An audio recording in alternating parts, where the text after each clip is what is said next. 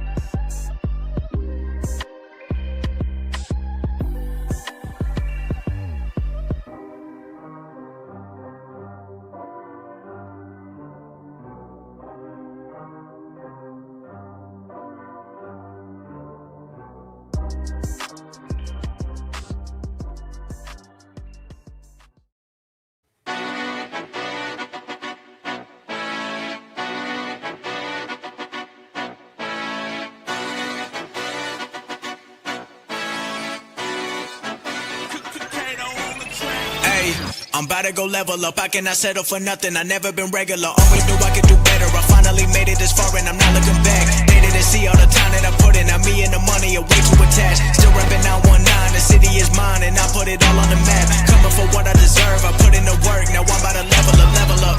Been on my grind since 2013, now the way that I live, I feel like a king. 24 hours, I'm locked in, I'm feeling like Kobe, getting these rings. They bring six, Smith underneath, and they get it. Thornton. Nothing left on my bucket list, but I'm grinding like I'm still in the basement. Ain't nobody who working harder. Money tall like Wembanyama. They be talking from the sidelines while I'm on the court. I've been a baller. I'm about to go level up. I cannot settle for nothing. I never been regular. Always knew I could do better. I finally made it this far and I'm not looking back. They didn't see all the time that I put in. Now me and the money are way too attached. Still reppin' 919. The city is mine and I put it all on the map. Coming for what I deserve. I put in the work. Now I'm about to level up.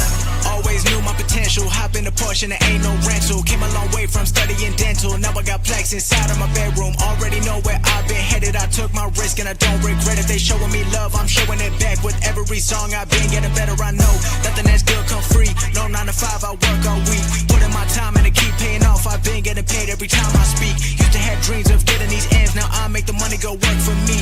Can't stop now cause I got what I wanted. Ain't nothing I need in my life but peace. I'm about to go level up, I cannot settle for nothing, I never been regular, always knew I could do better, I finally made it this far and I'm not looking back. They didn't see all the time that I put in, now me and the money are way too attached. Still reppin' 919, the city is mine and I put it all on the map. Coming for what I deserve, I put in the work, now I'm about to level up, level up.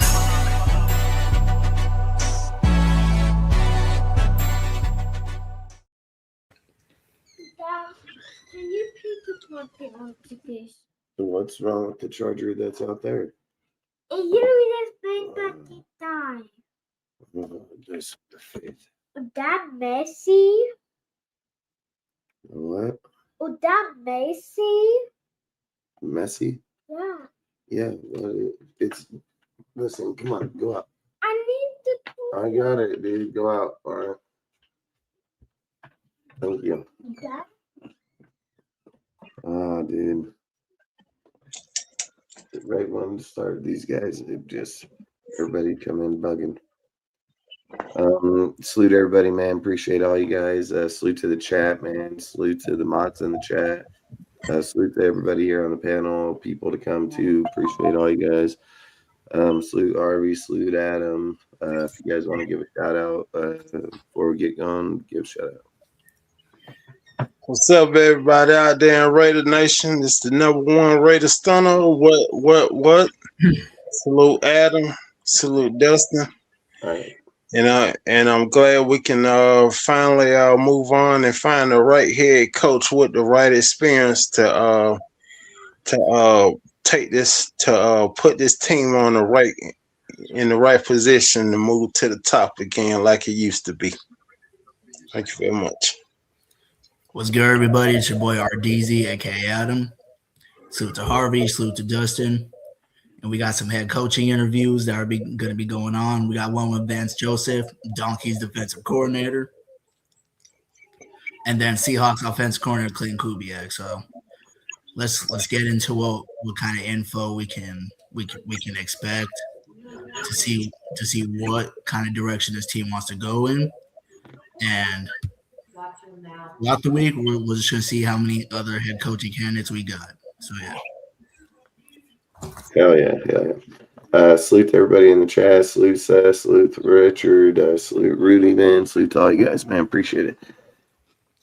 So basically, like I say, going to have basically put in for 3 interviews already. It's going to be for, like you said, Vance Joseph, Clint Kubiak, and then the third guy is going to be Davis Webb. He was an ex-football player. He's the Broncos pass game coordinator. He's an up-and-coming guy, dude. I mean, he's 30 years old. Like I said, he played for the Giants. He played in the NFL for a few years. I think he played just for 5 or 6 years, if I recall right. And then went out and went to coaching right away. So, and he just likes coaching a lot. And like I said, he works over there with Sean Payton. But at the end of the day, listen, dude, the dude's 30 years old. He is a really good damn coach. There's no doubt about it. But there's also things like I just tell people right now. I think the reason, I don't think they have any interest in Vance Joseph. Like, there's how do you have interest in that guy? Guy is horrible fucking head coach.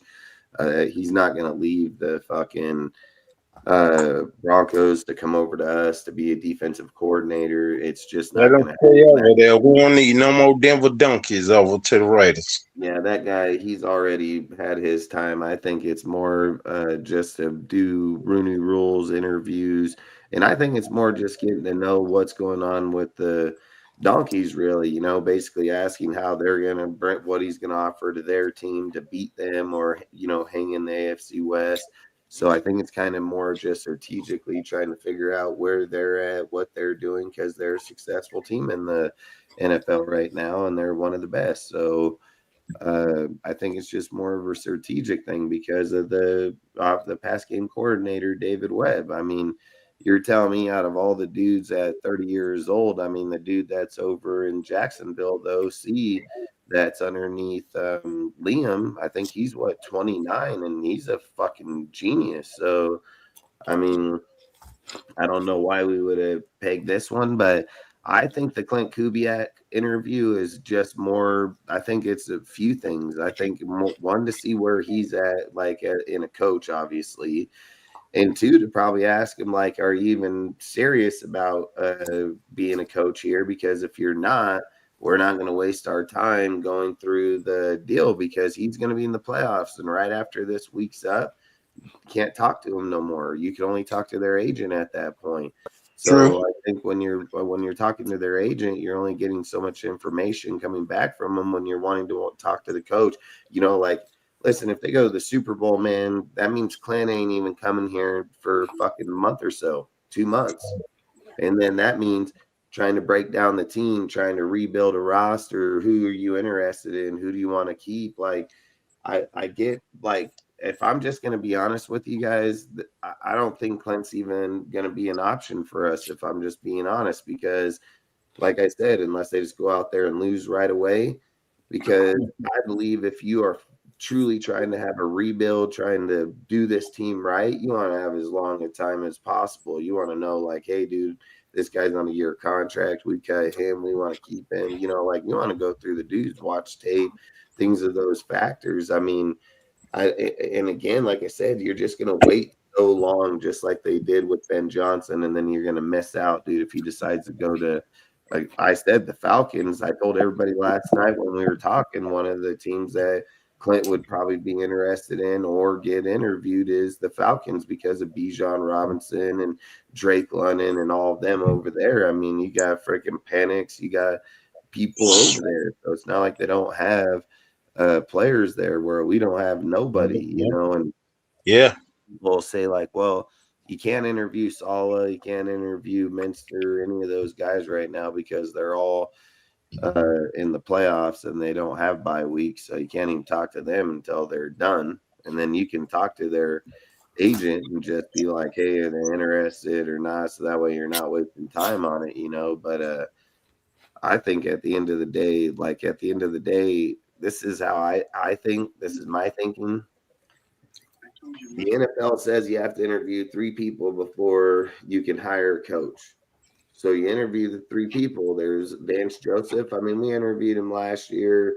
So on. I mean, I don't think we're even thinking about Vance. I'm just going to be honest. The guy is a horrible coach, dude. Anybody that knows him, they know he's a horrible coach, dude. So, I mean, what are you doing getting Vance and then bringing fucking Cliff Kingsbury here? Like, fucking guy's a dink too. But yeah, because think about it. The last head coach that we got from the Denver Donkeys, he didn't work out neither.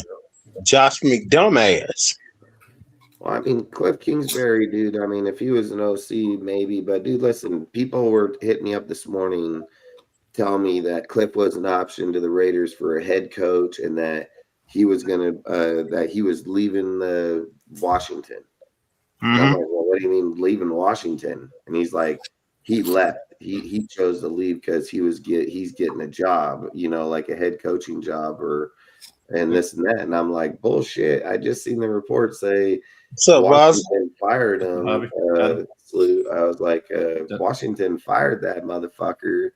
And yeah, fuck Kingsbury, man. Fucking going nowhere. He's not going nowhere. Fucking head coach like that, dude. I mean, you don't just fire your coach or let your coach go when they're in a coaching cycle. I mean, if his contract's up, they let him go. If they say, hey, do you think you're going to be head coach this cycle around or anything? And he's like, yeah, I think I'm going to go.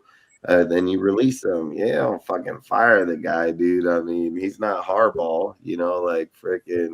I think Dustin, the craziest shit I heard today is when people were comparing the Kingsbury situation to Flores, and I said it ain't even the same thing. Oh, Kingsbury got let go. Flores left because of the shit with the owner, not because he was a bad coach. Yeah, the 22nd overall offense, dude, and scoring, and not only that, he freaking had Jaden Daniels rookie year, goes out there, does really good, comes out this year and just falls flat on his face. Yeah, I said it took a nose that offense. He had Mariota literally as the backup, somebody that should have been able to go out there and win games. So plenty of people literally came out today and said, unless Cliff Kingsbury's offense has nothing but high caliber players, and compete at a high level, that his offense ain't worth a shit. So that's what I've been saying. ain't Like gonna as soon as the fucking quarterback was gone, like it just took a complete nosedive. he can go to Andy Reid with fucking Patrick Mahomes. That's where he can go. He can go over there, coach him, and then get credit in the NFL about teaching fucking Patrick to be a Super Bowl winner, just like he did over at fucking Texas A&M that he claims all the, fame for him. So I mean, I wouldn't even care if he went there, to be honest. I don't like Cliff, man. I just don't think Cliff is. I don't like Cliff either. I think Cliff just rides the success of proven quarterbacks or good quarterbacks, and I'm not going to sit here and say that he doesn't do a good job coaching them at first, but his shit falls off, dude, right away, dude. I mean, I talked about it last night on the live for fucking hour. A good offensive coordinator should not be his system should not fucking fall off the face of the earth right when his quarterback goes out, dude. Like that's not exactly. If you got a good system, you should at least have some production. Everybody, you should go fucking trade for one, bring a guy in, fucking go to free agency, make sure you draft it, have it already. I mean, there's 10 different options. Yeah, it shouldn't go from top 10 with Jaden Daniels or whatever it was at to fucking like 25th or something this year.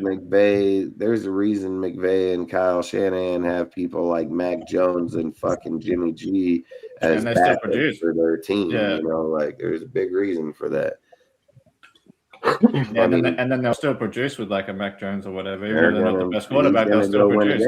He's going to ask them to just manage the game, and they're going to go win a game. I mean, that's what they prepare for. I mean, they know they're not getting another Stafford, like he's not getting another fucking Purdy, they're just getting someone that can manage the games. And man, this NFL is cold, y'all. When it comes to I had a topic I was going to bring up today because someone asked about it yesterday about that Adam Stanovich from Green Bay Packers. So I took a look at it today, like who would possibly go with him if they went in that direction. Right.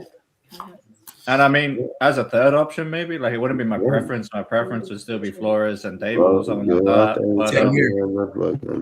But as an option, like a third option or something, like Stanovich wouldn't be a terrible idea if we missed on Flores and whoever else. Like if he was like the third option, maybe. They're not going to miss on Flores. I've said, dude. Oh, hell no. I'm just saying.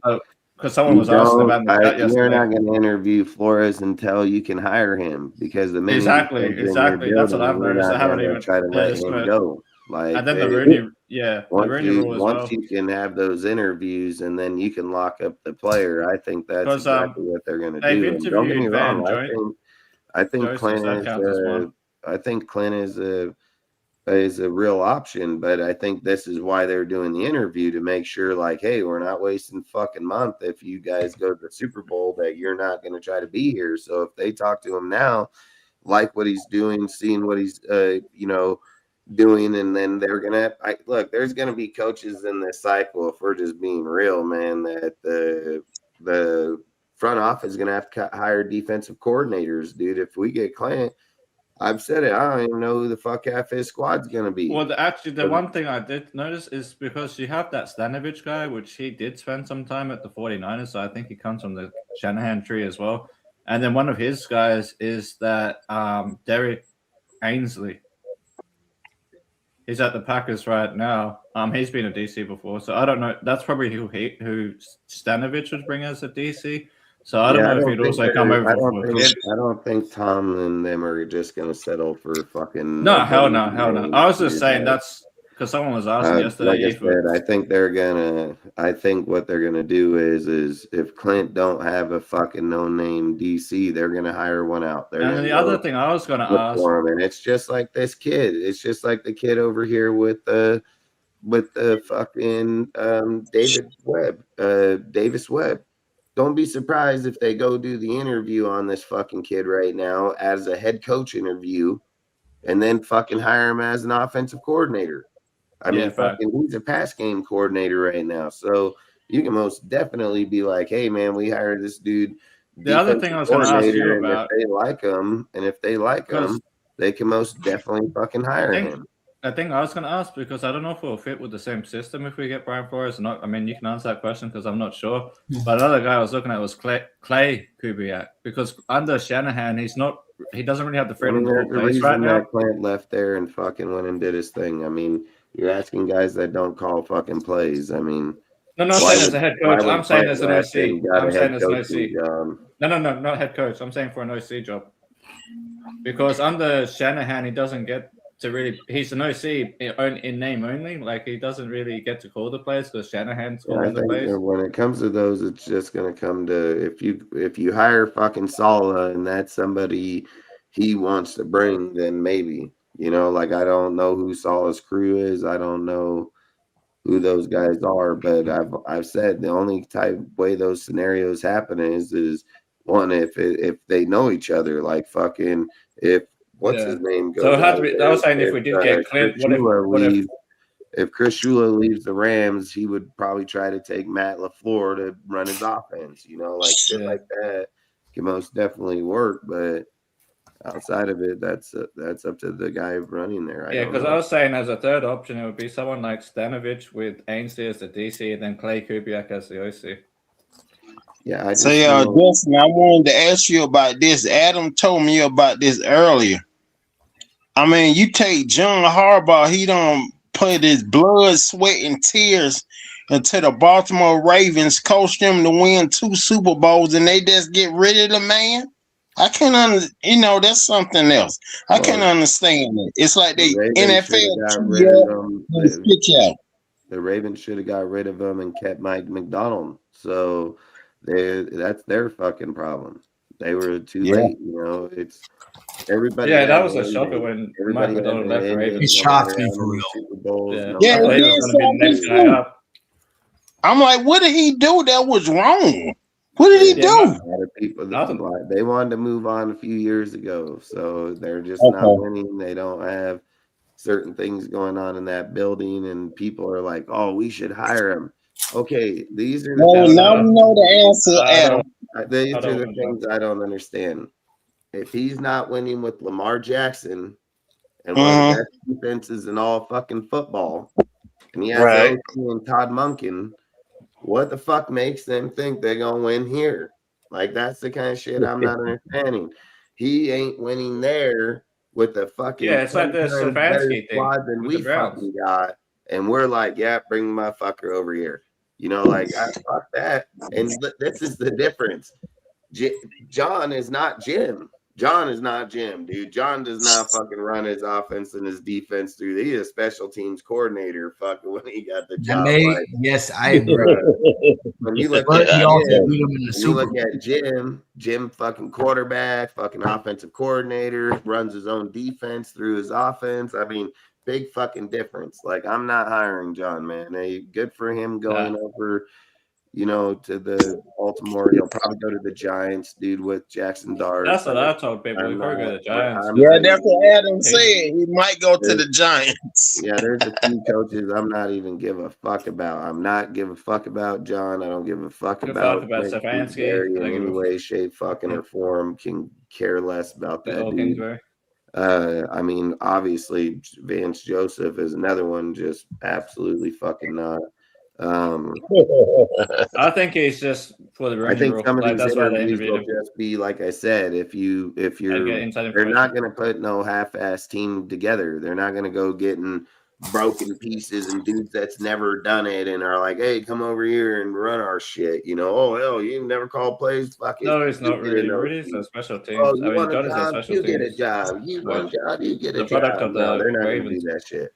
They're gonna fucking he won a Super Bowl and stuff because of his coordinators. They're gonna make sure that these people that are in these positions are most the coordinators were when he won the Super Bowl jobs the way they're supposed to, 100%. And that's why I said if you go with Clint, if you go with Jesse, there's numerous coaches that we could end up having where they're gonna hire somebody else for the defense or something of that.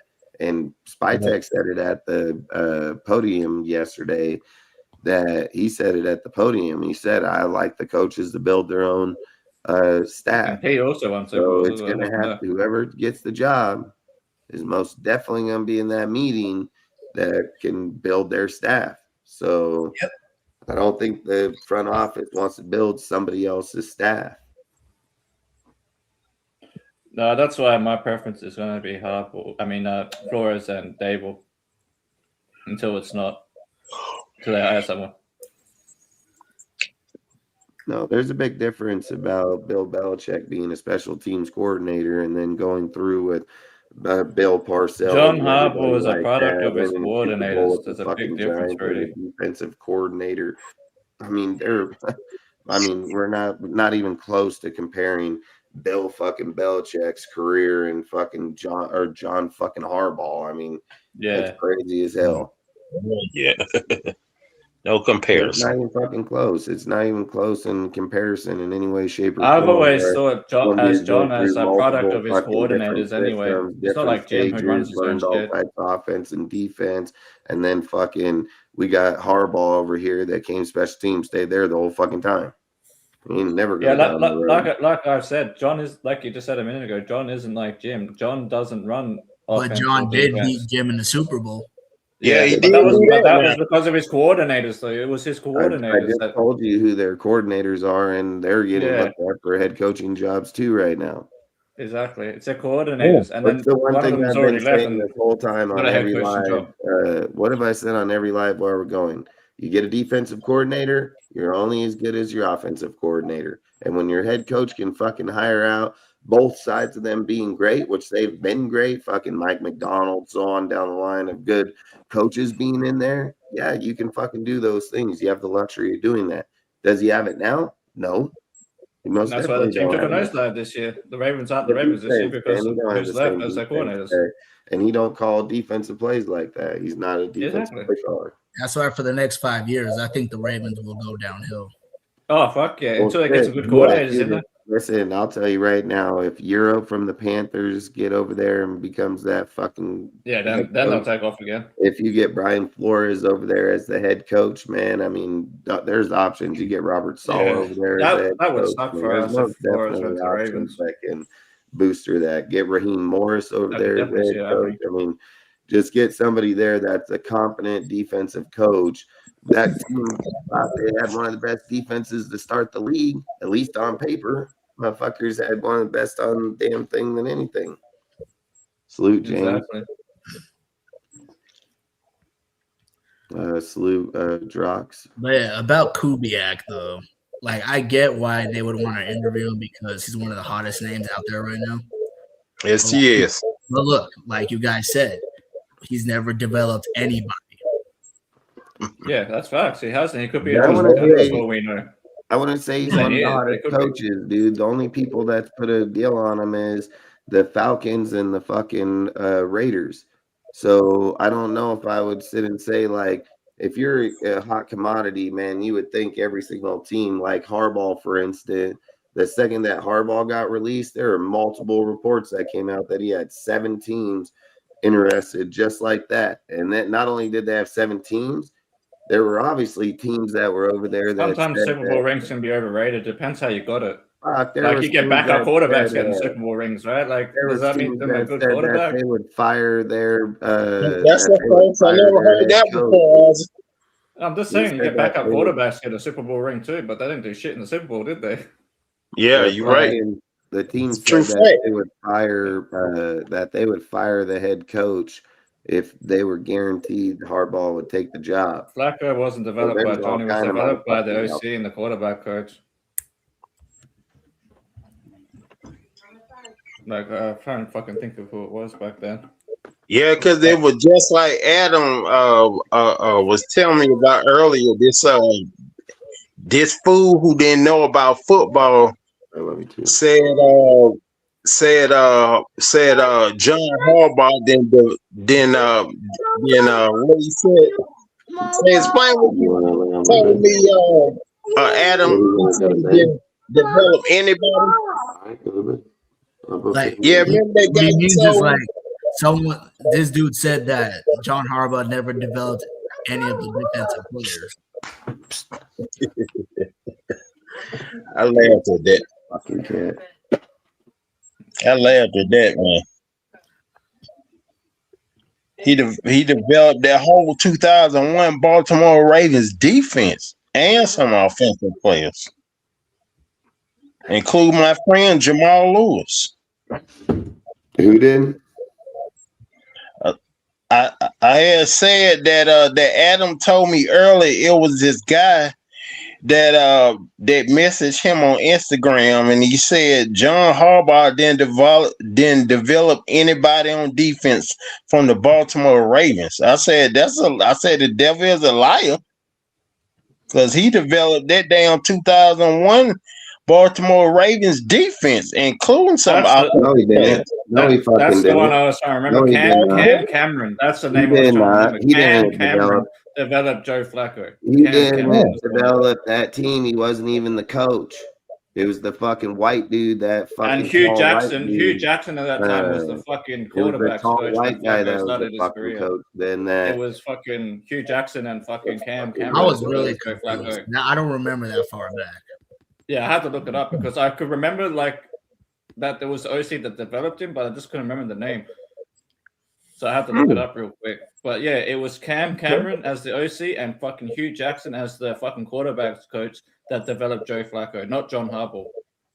Okay, who was the head coach of the team? It was Brian Belichick that was the head coach. He was the one that fucking developed Reed and all of those in that deal with Ray Lewis. No, I was saying with the Ravens in 2008. All those fucking guys. That was when they came over from the fucking expansion team. Everything. That was the first year of John Harbaugh's head coach job. Was in 2008. Houston, everybody like that. Like, yeah, they had Cam Cameron and fucking Hugh Jackson. He didn't develop on the offensive side coaching.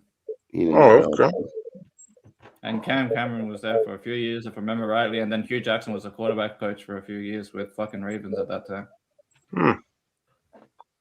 I'm young, so I could remember. I was pretty sure it was Hugh Jackson, but I didn't want to say it without being sure because I remember Hugh Jackson coming from there to us. Listen, the team went over there because the fucking Browns. He was on the Browns and everybody. They made an expansion team in the fucking late 90s, 98, 99, somewhere in that area. They fucking made the Baltimore Ravens expansion team. The Cleveland fucking Browns fucking staff was down because they were doing the fucking renovations or a deal to the stadium. So they took the coaching staff and they fucking switched them over to fucking Baltimore. That's why Hugh and those dudes were on that makes sense now. At that fucking time, dude. Yeah, and then they ended up winning the Super Bowl. They won the Super Bowl, I think, in 2001 or something. Against the Giants. Against the Giants. My friend Jamal Lewis was on.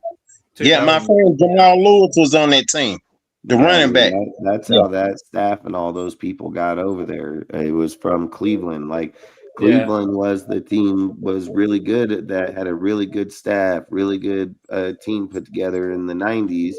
And then when that expansion team came and their deal happened, half their staff swapped over. Yeah, that's why the Browns became shit after the staff left. Yeah. And after that, they fucking went on and dominated for a long fucking period of time. Yeah, because the point I was making to Rudy is it wasn't John Harbaugh that developed Flacco. It was like Hugh Jackson and Cam Cameron and stuff that developed Flacco when he came out. John Harbaugh don't develop nobody, dude. Exactly. I mean, who the fuck is he developing? Like I said, he don't call offense or defense. And I mean, you can be a good coach of personnel and putting people in the right places to run their own things, but I guarantee you, he ain't running over to the offense telling them, hey, let's run this, and he ain't going over to the defense. Fucking. I've always said that John is a Jim Harbaugh 100 times be fucking go right over there and do that shit. Oh fuck it, he could. It's a different story. Because Jim actually calls his own shit. He did it with the Niners as well, calling his own shit on both sides. What did he say? He said Kenny Pickett was a Super Bowl winner too. I'm not even gonna answer that. I think it's because what I said earlier about how even backup quarterbacks get Super Bowl rings. When Rudy was talking about John Harbaugh having a Super Bowl ring, and I said that doesn't really mean shit. Depends how you got it. And I said John's only as good as his coordinators. I mean, Colin Kaepernick did overthrow Michael Crabtree. Marvin Lewis was the original Ravens defensive coordinator. That's where he got his start and everything, in Cincinnati afterwards. He went on and did really good for a long time. I mean, the Giants are interested. I mean, the Giants are probably going to hire him, man. I mean, I don't know if they're. I mean, he's already on his way over there, so I mean, Giants are probably going to hire him. I would not be surprised if we get a message here tonight or tomorrow that Jim or John Harbaugh has been hired by the fucking Or Giants. interviewed. Yeah, the I don't Giants would know. make more sense. I don't know if you can hire him like that or not, but I mean, I think they'll interview their other dudes and hire him right after, you know. Yeah, So that's facts. I said the Giants or another team that's led by the defense or has defensive players is probably where he'll go. Plus, Giants got dirt. And then and they got a that's quarterback, so he doesn't have to worry about developing a quarterback because Dart's already partly developed now. and By he's day what if he so. brings Monken and them over there, dude? I mean, Yeah. I don't know what Monken's contract is. If he's up for head coach, I mean, his contract's probably not too far up, like off there. He can end up bringing him over there. Everything. I mean, they can just take where it was in the Ravens and move it over to the Giants. Because he'll pick that staff apart, dude. When he gets a job, he's gonna pick that staff apart because there's some of them dudes on there that are his guys. You know what I mean? So he's gonna still have a good fucking staff, and they're not gonna tell him no. I mean, those are his dudes. So what are they gonna fucking say? So I don't know. I mean, I don't want him, man. I would rather take Flores and Dabo all day long over him right now. I mean, they're just coaches, dude, where I feel like you just got to have your own start. Like you can't keep going off of what he's done over there, like Flores has only had one start, dude, for a few years. He's shown that he can do it. Everywhere he's gone defensively, he's been a very, very strong candidate. He's the one leading the team. He's leading the defense. He's fucking in there changing the culture of those deals. And I'm not gonna say John's not a rah-rah guy or a fucking go talk to a guy type dude. I'm not gonna say that. But we're not that type of franchise, dude. Like we need motherfucker to change some shit in that building. Some lazy motherfuckers need to quit being lazy, you know, like hearing Pete sit there and say like all these guys, they were giving it their all, this, that. If they were, man, then they suck. You know, like if they're giving it everything and that's their route plays and all, and they're in the NFL, they should all be fired. You know, like fucking, you can't just go out there and expect average in the NFL. Average isn't going to get it done. You got to have fucking people that are elite, exceptional, fucking that can do special things. Ain't gonna cut the mustard. Can't cut the mustard in the NFL. Can't cut the mustard, man. Yeah, the average sits on the bench. And you know, That's like right. when you sit there and look at Max and he's just outperforming everybody, yeah, because he's the only fucking good motherfucker over there. So of course he's gonna fucking just put them all in the dirt. You know what I mean? Yeah. So I just feel like in this deal, if they can get Clint and they can figure out like a defensive coordinator that they can put with them, or you know, he has his deal, great. I'm not against Clint coming here and being the head coach. I'm not. I mean, everybody's got to get their start somewhere. I would just be very cautious about he's never developed, like he's never had a rookie quarterback. He's never developed a young quarterback. So I would be cautious as hell about that. But at the end of the day, if they can get the offense and defense put, you know, together and start winning, then great. But I think this interview for him right now is to say, hey, are you fucking in or are you out? Like, are you here or not? You know, like I don't think it's here. Like, I feel like you're gonna have a second interview with them. Like you'll have a second interview with them when you later on. So I think if you're able to talk to him now and he's 100% serious, then you fucking take that. You tell him, all right, we're gonna go forward with our other interviews and put you in. And if something comes up, you contact us. But then you're gonna have a second interview with them. Then that's where you're gonna figure out everything anyway. So just feel like you got to do whatever we can do the quickest. That's all I say. Put the best squad together the quickest. That way we can start getting rid of people and getting ready. The draft, everything's gonna happen hell quick. You know what I mean? Like we're already in January. So that's right. I'm here pretty quick. So I feel like if the biggest problem for us in the last year or so is 3 months. We got 3 months to the NFL draft. Can you believe that? 3 months. It comes fast, man. Yeah, man. 3 months. Jeez. That's why I wish I think because you said they had to satisfy the Rooney rule first before they can hire someone, right? Yeah, but a Rooney Rule, it doesn't matter when you do that. I mean, Oh, I don't disagree with the that, but I'm Rooney just Rule asking is because irrelevant if you're hiring, Brian Flores and he's fucking black. I'm pretty sure they're gonna justify the fucking rule when he interviews him. You know what I yeah, mean? that's what I'm So saying. if they wait Because you till said he's it was three, third, so I'm thinking, well, obviously Van Joseph counts as one, then Brian Flores would count as two. So I just wonder who the other one. you Have don't you gotta interviewed anyone else? interview three fucking dudes of ethic. Oh, okay. I thought You you just said it have was to three. interview a guy of fucking color, ethic, any fucking deal inside of three candidates to satisfy the rule. And then Yeah, after that's what I mean that, by you can satisfying the hire rule. whoever the fuck you want because Yeah. you can't just go out there and hire the first guy. That's why they made that Yeah, rule. that's what I was getting at. You So can't I think we just have to have interview a one guy more, and then we can hire already Flores, and right? then not give anybody a fair chance to interview or any of those things. Like you can't do that. You know what I Yeah. mean? Like, so they put that rule in there where it gives everybody an opportunity, just like I said about the pass game coordinator. He may come in as a head coach option, but he may leave as the OC option. You know what I mean? So it gives everybody a fair deal that even though maybe he ain't coming as a head coach, he can come in a different position and a higher up. So that's why those interviews are good for them right now. I mean, in all Yeah. honesty, if you have a good idea of who you're going with already and your people, they're not going to do an interview with Dabo. Why would they do an interview with Dabo? He's not a head coach. He's an OC. That means when Brian Flores is hired, they say, okay, hey, we're hiring fucking Dabo as the offensive coordinator. See, they don't need to go and do all kind of interviews. They just do that with the head coaching interview, and then after that, they can hire whoever the fuck they want. Because it's his staff. So I think at that point, it's just your head coach is the most important thing. It's which Yeah, way you're going to definitely. run with And your I was just asking because I didn't know what you had to do which to way you're satisfy going to the run rule with before we your can hire Flores. That was my point. draft, who you're releasing, who you're keeping, all those things. I just kind of wish we'd hire up and get it over with and hire Flores so we can start rebuilding the team as soon as possible.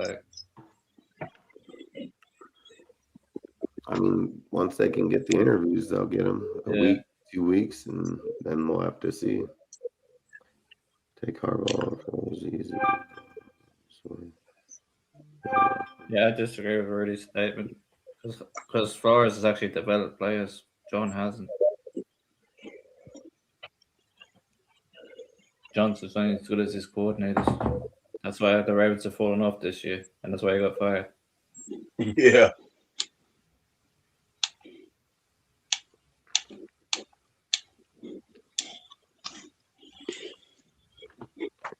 Says, look, you can see Brian Flores wasn't given the opportunity to really take control of Miami.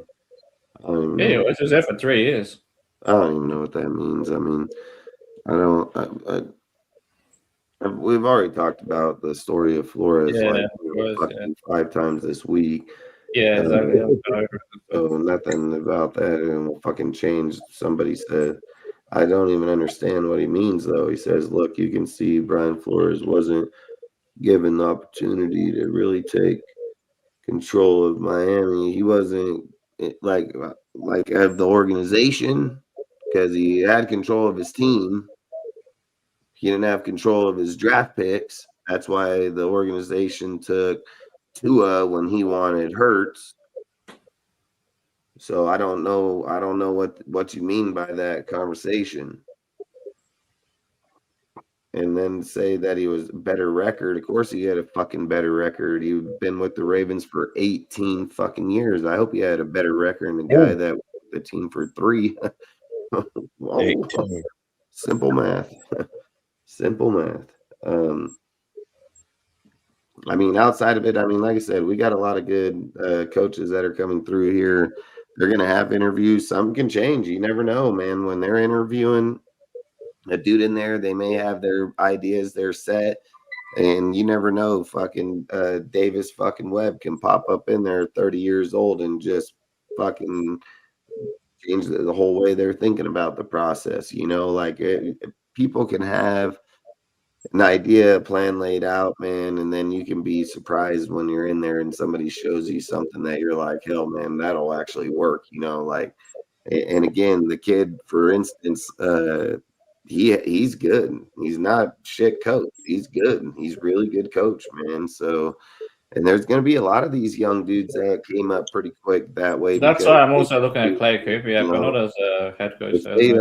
If they come out there, I mean, you got fucking Jacksonville's dude, fucking I never say it. Remember his fucking name. The OC, anyways, for Jacksonville. He's the same way. He's a little genius motherfucker. He's 29 years old. I mean, they got a lot of these guys. And then a lot of these young kids, the way they came up, dude, they have connections with people because they've been in there for a fucking minute. And they've been like little fucking hoodlums, you know, like when you're young, you're going everywhere. When you're old, you just confine yourself to what you already know. You know what I mean? And a lot of these younger kids right now that are 28, 29, 30 years old, I mean, they have some of the best damn connections out there. The problem with Clint is like, I just can't figure out who the fuck his DC will be. You know, like it's the only fucking thing. Like, who is his DC gonna fucking be?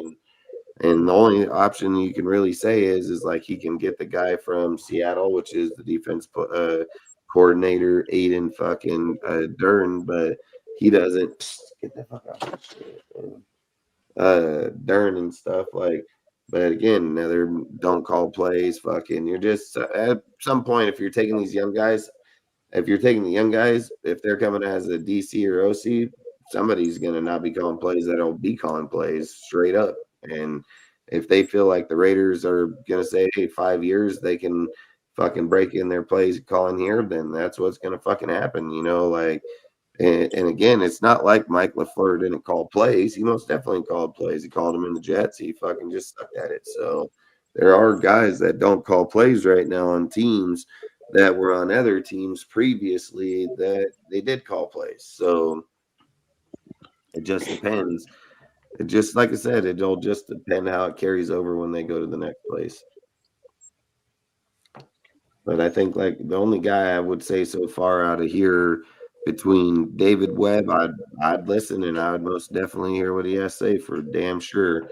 And Clint, obviously, you're going to try to get him, obviously, for what he's doing right now.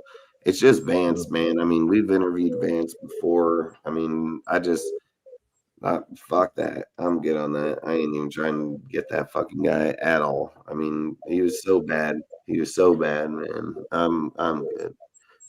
I think he was wasn't he the head coach of the Broncos, right? He was the head coach of the head coach of the Broncos. What was he, 11-22 or some crazy shit when he was there? 11-22.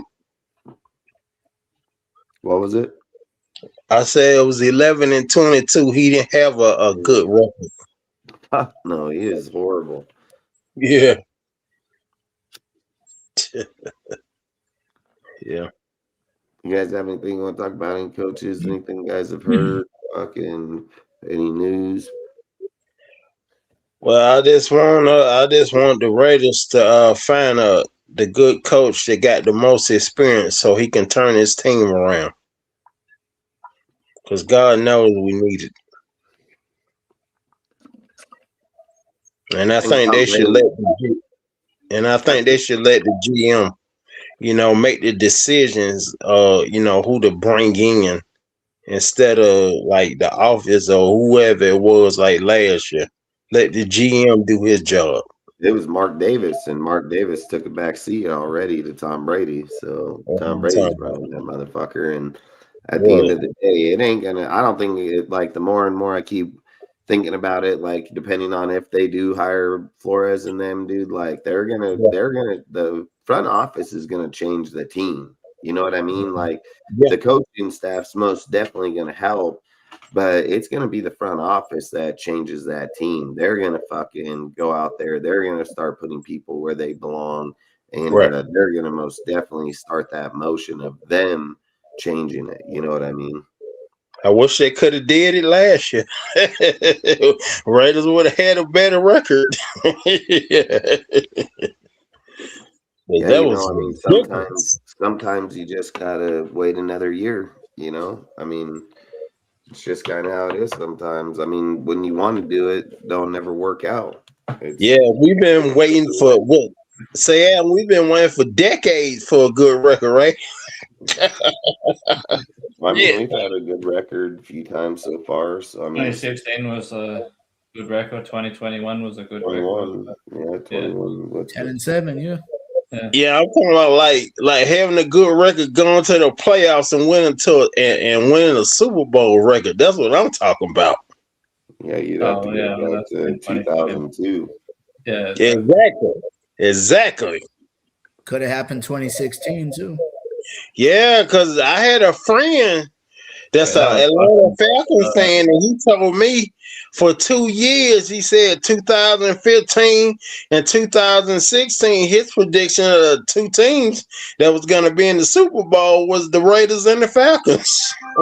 And that could have happened. Yeah. But again, it was out of our control. It was just unfortunate what happened to DC. Yeah, well, he never should have been in the game. He never should have been in the game, man. They should have gave it to Latavius Murray, let him run out the clock, and Race would have. Yeah, man, he would have been healthy for the playoffs. I feel like Jack Del Rio did a fucking Pete Carroll move where fucking Pete Carroll decided to throw the fucking ball instead of running with Marshawn Lynch. Like, yeah, man. That's why I've never been a fan of Jack Del Rio since that happened to DC and since he fired Musgrave. Like, I've not been a fan of Jack Del Rio ever since that. Yeah. Kind of playing him as a head coach for at that point in the game, DC didn't even really need to be in the game. He could put it back up. Exactly. Phil Simms even said that he called the game. He said, "Why don't you still have your starting quarterback in the game? There was no need. It was the backup in and give it to the running back. Let him run out the clock."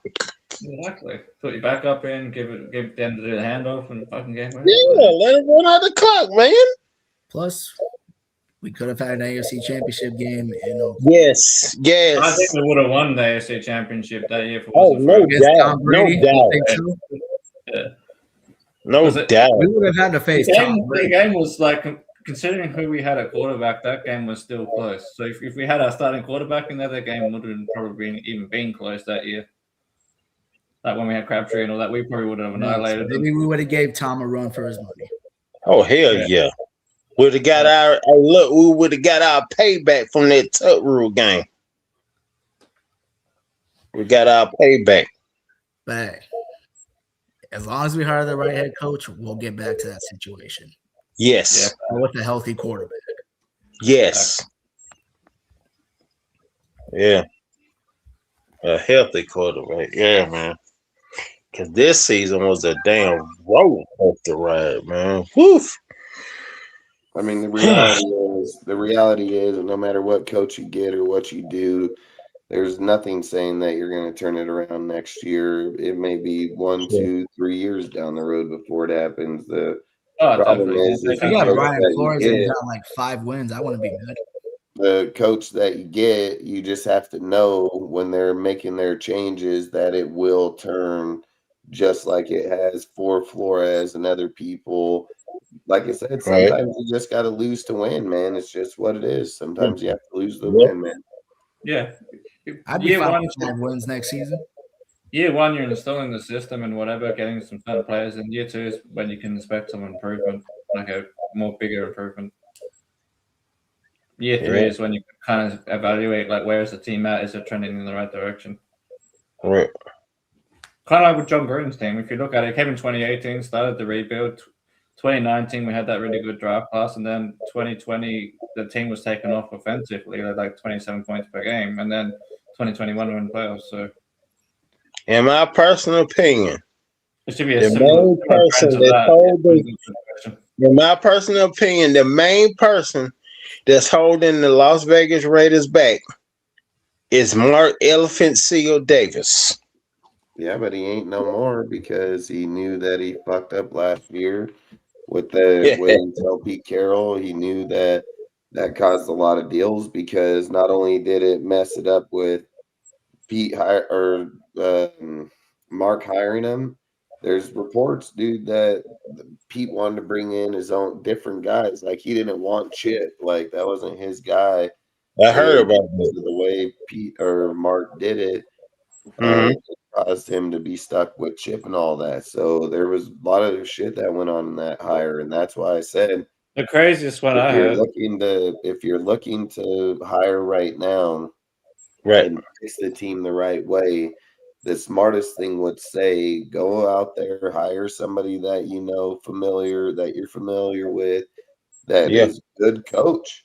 Give a fucking people on a result back to what he did in 19, 20, and 21. I mean, that's way more current than most other people, but still at the same time, we just got to make sure you got a good coach because if Yeah. you have a good coach, that means you're gonna fucking be able to change shit, dude. And if Facts. you have more than just one good coach, you're gonna be able to change it a hell of a lot faster. The odds are you want to go with somebody young. Like you do Yeah. want two young guys. And the reason why I think the young guys will work better right now, it's because every time a good coach gets back in cycle, right? Like Dabo, for instance. If you Okay. bring Dabo in here and he trains Fernando and he has two good winning seasons here, he's gonna fucking another team's gonna say, hey, fucking head coach interview. You know what I mean? Like, so now you take and break down the Raiders again because now Brian can run the defense because he's the one doing it. That's not a problem. But Right. now Brian's stuck trying to find the next Dabo over there, and then that doesn't always That work. That that's doesn't why I always work. think I So think if if we you bring go in a young table, people, sometimes those are going to be better because before they get a head coaching job, it might be 3-4 years down the road first. So you at least you get a little bit more time with the players. that's And then why I not only think that, if it's a young guy, you never know. It can turn into a Bill Belichick type deal with Josh McDaniels. If the guy chooses that he makes good enough money, wants to win Super Bowls and have that deal, then fuck you just might get lucky. But the other that's thing what I was we gonna need. We yeah, need the other that. thing I was gonna say when you bring in a guy like Dable, because of like what you're saying, that's why I feel like the quarterbacks coach or someone under him has to be like the next in line if he does leave. Like he has to be trained up as behind Dable, like so you have a replacement already, so you don't get that problem. Yeah, that's why I think if he came, he'd bring McCown Josh with him. McCown, yeah, exactly. But like I said, I mean, there's a lot of deals you have to think about when you're doing that. That's why Josh stayed in New England as long as he did. Bill knew he Yeah. had the defense covered. Bill knew it. He didn't give a fucking who the defensive coordinator was. He can run the defense. It's his shit. There was no issue with it. You have to put a guy in that part, and then at some point you have to allow him to develop so they can move on. Somebody else can go in. But Josh, nah, man. Once he got there, I mean, he had two times didn't work out, stayed there. I mean, motherfucker been there for about 20 years. Like it's not like he wasn't there for long damn time. So it's same with Brian and all them. They were all there for a fucking hell long time too. So I don't know. I mean, I don't care who they hire at the end of the day. Like, I think if Tom Brady and Spytech are going through the interviews and they decide that this is the person we want, culture wise, person wise, then hire him. At least I know it's not Mark Davis hiring the fucking deal, and I know Yeah, damn fact. well Tom Brady ain't gonna just hire some fucking dummy to run his fucking deal with his name on it and him interviewing fucking deal like that. Hell no, he ain't doing that shit. So Yeah, to be honest, I don't care who it is, as long as they got like the ability to develop players and change the culture. Like that's the two key points I'd be looking at. I just hope that Tom and them believe At that least call they one side have of the that ball. capability, so that way we can get there quicker. That's all Yeah, I would exactly. say. That's my point. Yeah, because if But you can develop Spytech did the make a development, good point. Spytech did make a good point in his presser when he was in there. He said you want to get your head coach and your quarterback. Like you want them to be on the yeah, same facts. He knows what page he's doing. He's to doing. be able to go out there and make your change because your quarterback's what's going to lead. And that's why I know it's going to be Mendoza because of the fact that how he talks, the way he runs with his teammates, just the voice he has. I feel agree with like that. it's most definitely going to be Mendoza. And I think that's also why they're considering the Max Crosby trade, because they know they're probably picking Mendoza at 1, and that then they're most likely looking at if they can trade Max for other first to pick up maybe a player on defense or something. Like, I think that's why they're considering it. I'm not saying it will happen, but I think that's why he's considering it. Or part of Yeah, why I he's mean, it's a considering lot of people's personal opinions. I mean, the only thing I can say is he never said he wasn't. That's all I would say, Yeah, pretty because much. Yeah. he just never said he wasn't. So he could have easily ended the conversation instead of saying, "Hey man, I know Max. He wants to be this and that." You know, like he didn't need to go on for a fucking 2-minute deal about everything everybody knows, and then not say that no, Max is off the board. He could have just said it, just like when Dallas called Yeah, he did last time. Yeah. when Dallas called during the fucking Trade period. Yeah. trade deadline. He fucking told him no right off the get go. Told him no. So I don't see. Y'all take it easy. All right. All right, Have a later. good one, Harvey. All right. You too. I don't Okay, see why he couldn't just say it. Easy word, no. Nah, he's not a. Exactly. That's how I saw it. That's why I said the second he didn't do that, I'm like, yeah, he's at least considering it then. Oh, he's not at least considering it. They're 100% considering it. I mean, you don't. They didn't have an issue to tell Dallas and make it public that they weren't fucking shopping Max. Like they had no fucking problem with it. And then now you have your GM that just said that he's been with Max. Exactly. He know what he's doing, this, that, the other. And then now you're not backing him at the time you can most definitely do it. I mean, that's where I say it's kind of where I'd be worried. So he could have been like, nope, Max will be here for the ride, man. He's already been here this long. He's put in the work, blah, blah. He could have easily made that where everybody was like, all right, hell yeah. No, don't even worry about it. But the way he did it, it's like I said right away. I'm like, shit, that shit my woman does. She defers the conversation in a 10-minute fucking conversation made 0 sense. Like fucking just straight up.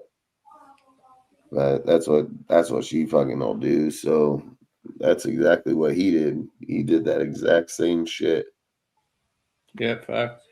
But yeah, dance around the question. So that's when you know that when they're not answering the question directly, that's when you know, like, yeah, I mean, on the you table. can just start a whole world fucking war right there. World war.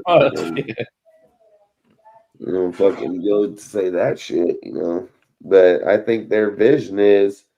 I think their vision is I think like. they're looking to go young, to be honest. Well, I just think they want to have their own. Young and Like, if experienced. they're gonna go down with the ship, like that's how I feel. Like, if they're gonna go down with the ship, and Tom Brady's gonna go down, and Spytek and all them are gonna go down, I feel like they're like, hey, they better be with our people. Like, Yeah, straight exactly. up. Like it better be our guys, and if that means the whole roster. Like the whole roster, it better be our guys. That's facts, like, and that's why I see a lot of players going this year. And I'm saying, like, at the bare minimum, we have to replace like 8 to 10 starters on defense, and then at least 3 or 4 on offense minimum. So, and that's just the starters. That's not including the depth and stuff. Yeah, I'm not gonna lie, James. I mean, if you're saying in the first day of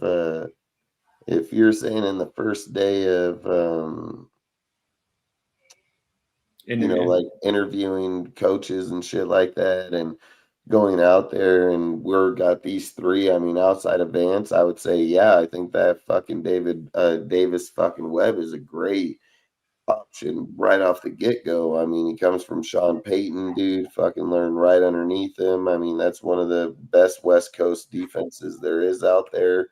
And it's been proven for a long time. That's not just some, dudes just, came up. That's more of the older.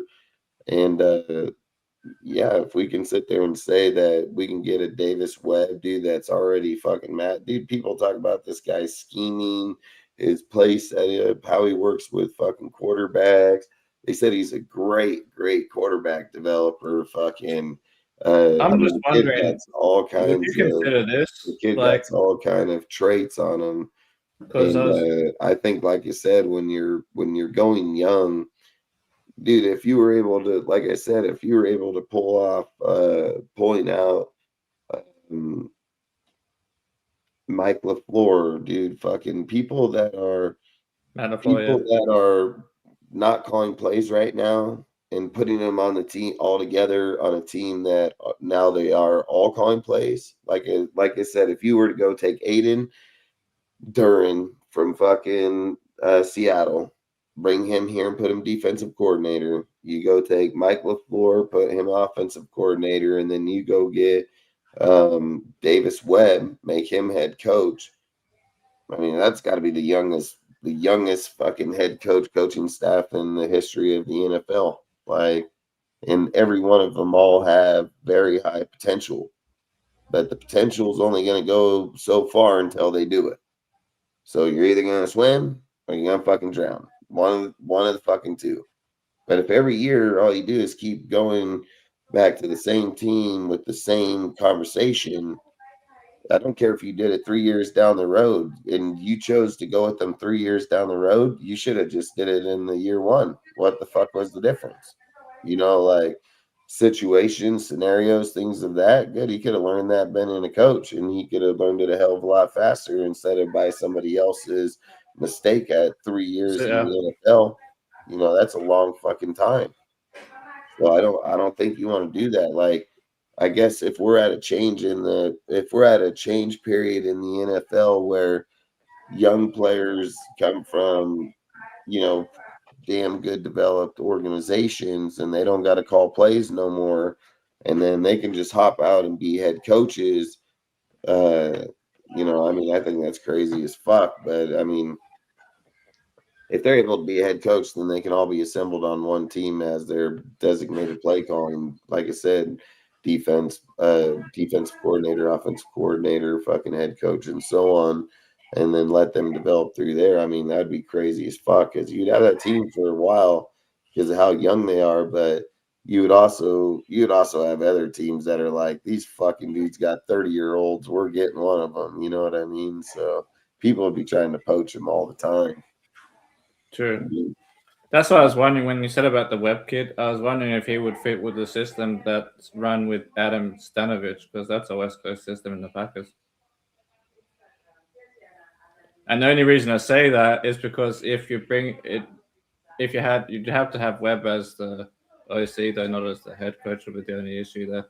Yeah, if he's the OC for the fucking Packers, if that's the guy you're talking about, yeah, that one, then I don't have an issue with the guy. But I was saying as a head coach with Webb under him, and then the other guy he said for the defense, because it's all the similar system. Yeah, I mean, when those guys, they're not just gonna go by who we think, you know, like, yeah, of course not. Those guys are gonna have their own systems and players or coaches when they come. I was just asking because of the system. Like, I thought if it's a similar system or not. I think, like I said, if Davis Webb doesn't become a head coach, the only thing I can think is the Raiders fucking interviewed him, obviously, for insight on the, you know, like how they're going to help him beat them. So they're getting intel and like, what do they feedback? I think that's why we're interviewing some of the Broncos people. But the other thing is like I said, with a guy like him, if they end up having to hire out each fucking spot through the front office because the head coach don't have those resources, but he's a good head coach, then that's where Brady and them those interviews mean something, because Brady and them fucking recorded them. They fucking sit there and say, and they're like, okay, man, when we interviewed Davis Webb,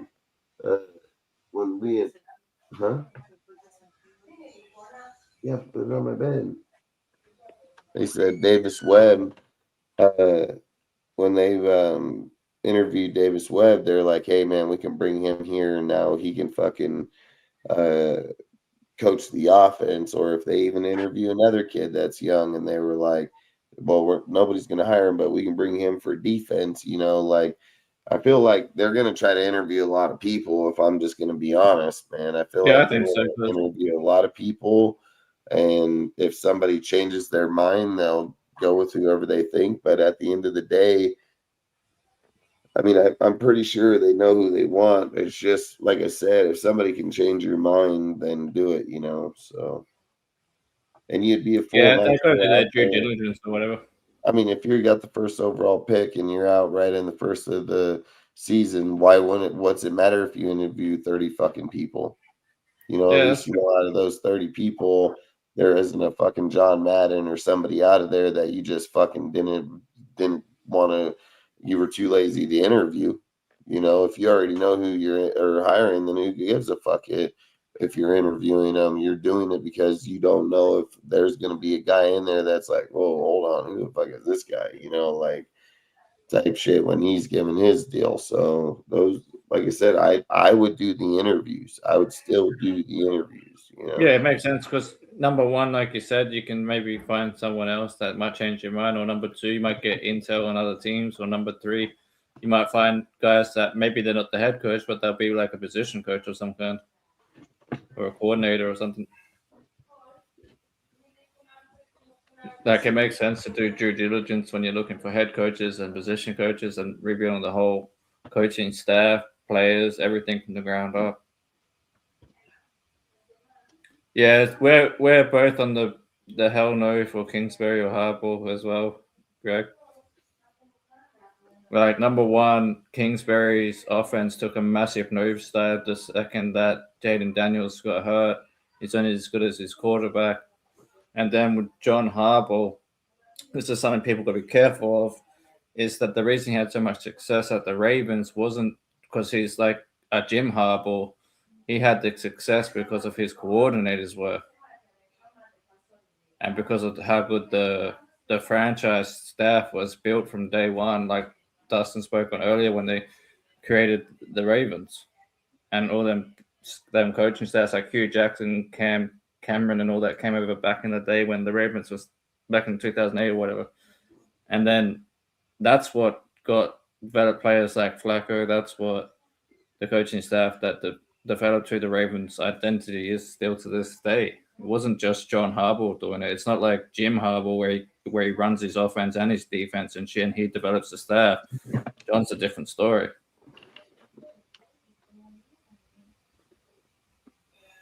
So I was just asking some of the questions in the chat here, man.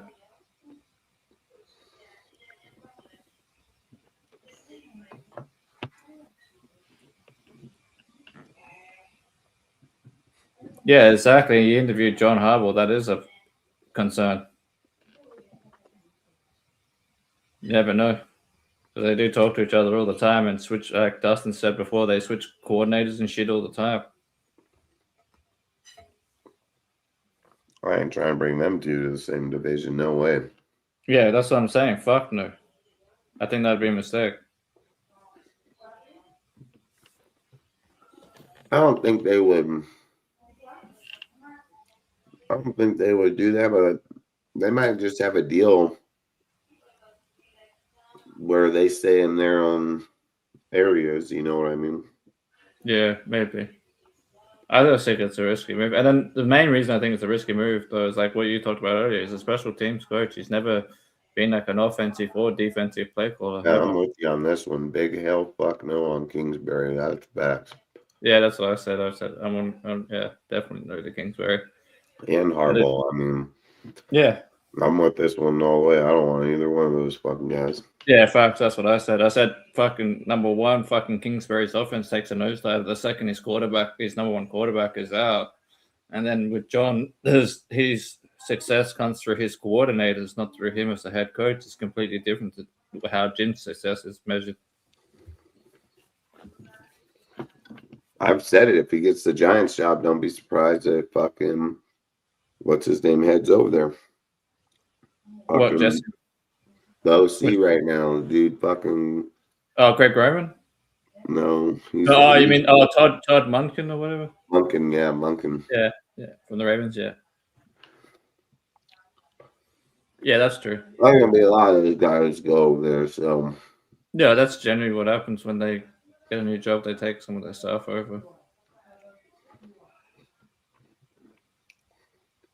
I think you meant to say we tried that and failed.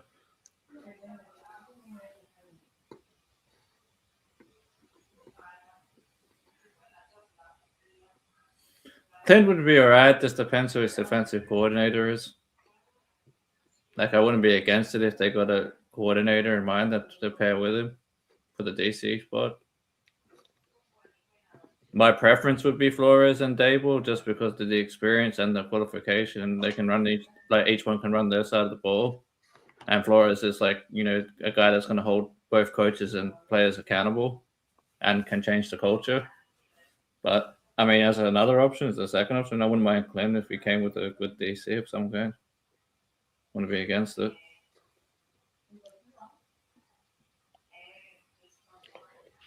The only thing, like I've said, that scares me about Clint is just who's his DC, who's his people. Oh, hell no, that ain't happening. Fuck no. That's all I would want to know is. I don't know what you're saying. Sorry, I was reading the comment when someone said I would just want to know who is Clint's staff, man. Like, yeah, it's good that you can run a team that already has the organization, all the pieces in place. I mean, it wasn't like Clint just went over there and was like, oh, fucking change that whole team. I mean, even without Clint there, they were still good with Gino's trash ass. So, and with what's his fucking name that was there, the fucking how is Flores suspect as a coach? He has a winning record as a coach when he was in Miami. I would kind of just that's out of year one. So I don't know where you get that narrative from. I don't know if you've heard that somewhere else or something, but if there's no way Flores is suspect as a head coach, he brought Miami from being a dog shit team that had one winning season in a decade and went back-to-back winning seasons in his second and third year before he had a falling out with the owner. I mean, the only thing I would say that I'd be worried about him is that there were reports at that time that he kind of got into a box like Josh does in his own head and things like that. I mean, there were reports that did happen by players, things like that Brian it would just depend on what Brian you were getting day to day on the team. So I'm not going to disagree in that, but this is what I would say is like, I don't think he has that issue because going into the Vikings ownership has brought it up just in recent days, dude, where they said, like, where people made up those deals, they were like, he was a pleasure to work with. Like, we've never had any issues. He's always been great up there with the players. I think those reports were probably put out by the Miami Dolphins. Dolphins. Well, I think they probably happened. I'm not going to say they didn't happen for sure because there were too many players, but there is most definitely people can learn from that shit for sure. And when he's as young as he is, people are going to go through. I mean, goddamn, look how many young kids just lose their shit over nothing. This guy got to coach fucking 22 grown men on that fucking side of the ball at a phenomenal level, you know? So I just feel like when you're young, some people can take it and others can't. But I think I think he's most definitely ready for it. No. And look, dude, a lot of great coaches have failed first, 100%, and came back and been great. Even Belichick failed in the Browns before he got Flores didn't fail. So I don't want that to be skewed. He didn't fail. He didn't fucking fail at the job. He didn't suck, and he didn't get fired like Cliff Kingsbury's ass that all these fucking fake ass Raider fans want because they're like, oh, Cliff, he's this guy. How the fuck do you get fired? How'd you get fired? How the hell you compare Brian Flores right when the head coaching jobs are coming up? Washington was like, that was like a big fuck you to him. Like, that's what that was. So obviously Clint did something to that motherfucking organization or they had some type shit happen, but you just don't do that, man. I mean, it doesn't look good when a team is like, yeah, we're looking to look at what he's done with Jaden and look at all that. And then all of a sudden they fucking get thrown out and then they throw up reports, 22nd overall fucking offense. Couldn't get players going throughout this season. Then they throw out a report that said Cliff's offense is only going to work as long as he has high calibered players playing at a high level at all times. I'm like, what the fuck, dude? Like, they trashed that full hardcore in not even a matter of 10 minutes, you know, like That doesn't sound like a guy that's doing great and the system's great. Like if you had a season like you did with Jaden Daniels the year before, how the fuck did you just get fired the next year? You know, like I wouldn't be mad at Matt Patricia at DC. He's a good defensive coordinator. You can care less what the organization. Chris Brady's talked about giving up his rights and playing again, but he just said he's not, because he just said, you know, with everywhere he's in his life, and then, you know, Hall of Fame, everything like that, like he doesn't have any plans whatsoever to come out of there and play for anybody. Anyway, I gotta jump off soon, bro. All right. No worries, but yeah, I was just saying, like, the one thing I was saying about the comment earlier is, like, I don't know how you're comparing. What was the comment again? Yeah, how you're comparing the guy Brandon Carroll to fucking Flores? Like, that doesn't make sense at all. Look, like, number one, Brandon Carroll's only been a position coach, and he was a college coach before coming to the Raiders. He wasn't fucking doing shit. But anyway, so I don't understand that question entirely. I was saying, like, a Brandon Carroll situation, not really getting that one at all. I can tell you, I hope he ain't trying to compare Flores to Brandon Carroll. That'd just be a fucking. Yeah, I don't care. Man, fucking.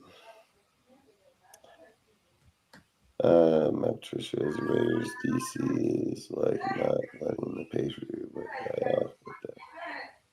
I ain't gonna lie, I've said bring Matt Patricia here, dude. I've made posts about him on my page about bringing him here. The problem is he just seen what happened to Chip Kelly from the exact same school going over there.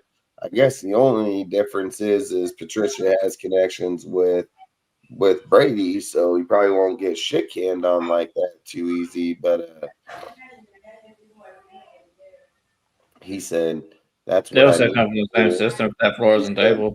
He said, "Hey, let me phrase how this guy said it." He said, "That's what I mean, fool." Well, let me tell you something. You're dumb as fuck, so I can give a fuck what you think. So if you think Brian Flores is compared to Brendan Carroll, you're just a fucking absolute moron, and you probably shouldn't even be talking about football to begin with. And then if you are, you should probably go back to your Pee-wee chat or wherever the fuck it is you came from, because you sure in the fuck don't belong in this fucking chat. That's for sure. So how about that, fool? Hey, so Salute, fellas. Yeah, I jumped on. Had jumped off. How you doing? Good, man. Yeah, I know, dude. A lot of eventful things across the NFL today. I thought that John Harbaugh news was mildly shocking. I mean, 18-year tenure at the Ravens. It looks like the Ravens are setting the reset button there. I think that guy's going to have the pick of the litter in terms of where he goes next. He's probably going to be in high demand. Oh, he's a massive demand, dude. Yeah, huge demand. I think the Harbaugh family. I've just always been a fan of the Harbaughs. I think he goes to a defensive team. Me eating shit still makes you stupid. I don't give a fuck if you tell me to eat shit. You're still fucking dumb. So who gives a fuck what you say? Fucking moron. Oh, you're talking to the guy in the chat? Oh. That guy's a fucking because I'm comparing Brendan Carroll. This guy just compared. This fucking dumbass just compared fucking Brian Flores to Brendan Carroll. You know this guy's fucking retarded. Like you guarantee that he's fucking special ed Raider fan. He said that Brendan Carroll's the same as Brian Flores? Yeah, this guy's a fucking moron. He's just a retard. I think he's a standard comedian. Then I said, I don't know if he meant it like that. And then he was like, that's what I meant, fool. Then I told him, well, you're a fucking retard then. So fucking yeah, I don't think Brendan Carroll's actually ever coaching in the NFL again. He came in because of his daddy. Listen, fucking 3/4, 7/8 of the fucking defensive coordinators in the NFL right this minute ain't fucking been as good as Brian Flores. So I don't know what fucking meth that kid's smoking. So And the other thing I was going to say, I wanted to mention earlier, is I don't know if you guys heard the story about apparently how the offensive line was like practicing on their own with Gino during the season because Brendan Carroll was so fucked as a coach. Like they just said that they couldn't understand the blocking concepts, so that's why they met with Gino and fucking that they met with Gino and Genty, so that way they can go over how they wanted it to block. And see, like that's probably why they suck. I never heard no shit like. I'm just gonna say it's 26 years Raiders fan. I never heard no shit like that. Oh, they suck because of that. Because Brendan's in there trying to scheme them to do one thing, and these motherfuckers are over in a building doing a different thing. So you most definitely, that's why they suck so bad this year. It's just facts, Yeah, I'm saying that. I'm just saying 26 years as a Raider fan or whatever it is, and I've never heard no shit like that in 26 years. He said, Gino the MVP. Fuck, I'm dead. Listen, Harbaugh can go anywhere he wants besides here. I mean, I don't think it's a good deal for him. I mean, we just need somebody that's fresh, new, our own dudes, man. We need our own people to do this, man. Nobody that has tagged anything for a minute. It's why I've said Brian makes a lot of sense. He hasn't been in a coach for fucking 4 or 5 years, like it makes a lot of sense. He hasn't been in the face of some organization doing what he's doing. I mean, I just don't know. Like for me, the conversations that I would have as an owner is how do you guys expect that he's going to come here to the Raiders and he's going to win here? He's going to change the organization. He's going to change what we do, and he's going to win here when he can't do it with that defense, which has some of the baddest motherfuckers in the league. He can't fucking do it with the offense with one of the baddest quarterbacks in the whole entire league. He has better play callers, better coaches, and he's going to come here and change our shit. He can't even win over there with all that. We don't have fucking shit. What are they going to say? Oh, he's going to win with Max? Yeah, oh, fucking K. Okay, and look, I would probably buy it if we were in a weak division. Like, if we were in a weak division, I'd probably be like, yeah, you're right. He'd even him being average would his good would be average in there, so it'd be no problem. But we're not in a weak division. Like, we're in fucking division that's tough as fuck. So rural division. Yeah, I don't think it's a good idea, man. And actually, Dustin, to that point, I'd say the hardest or second hardest or third hardest at least division. And actually, Ozzy, to like that point, this is how crazy. This is how crazy our division is. The Chiefs lost the stronghold of the division. They're no longer the kings of the division. Yeah, Broncos taking that spot. Broncos took that spot. Like the Chiefs actually have to do their own rebuild. And Kelsey just fucking retired, everything. But tell me this isn't cheating, okay? Just tell me this isn't cheating and how the NFL works. First off, everybody always wants to give credit Patrick Mahomes. When you talk to these fucking backwoods fucking Raider fans, they always want to give Kingsbury success for Patrick. And I've always said that ain't close. It's Andy Reid for goddamn sure. But you don't find it's coincidence that he just gets fired over there, dude. Fucking Matt Nagy and Spagnuolo are getting interviewed over in the Chiefs, and then fucking if he don't get looked at as a head coach, he's gonna go right the fuck over there. He's gonna be the OC for Patrick Mahomes and the Chiefs. Like sometimes these fucking hires and fires, man, just help out other teams that are already powerhouses. So yeah. Are you saying Kingsbury going to the Chiefs? Yeah, I mean, fuck. Yeah, I can definitely see that happening. I can see that happening 100%. Yeah, definitely. I can see the writing on the wall all day long. And then also, I see them probably drafting Jeremiah Love and fucking maybe addressing a tight end and stuff in the draft too. I bet you anything. Because you give the Chase a run game and Kingsbury and Patrick Mahomes and shit, the offense will be straight back to where it was a couple of years ago. But anyway. I mean, I agree with you. I don't think Mahomes will be the same with the ACL, dude. Those type it won't be as scrambling anymore. They fucking hinder quarterbacks for 2 years before 1 year for sure. 2 Do you know years. if when they start getting was back. it his? Do you know if it was his plant leg or not? You know when they plant their foot for the throw. I don't know, man. I don't. If it's his plant foot, it will probably affect his passing too. If it's the other foot, it'll probably Not just only affect his the scrambling. and Ozzy, not only the ACL, Mahomes isn't the same without the tight end. Damn Kelsey, right. that's I mean, Kelsey not being there, fuck, that's massive. That's Yeah, that's massive. good.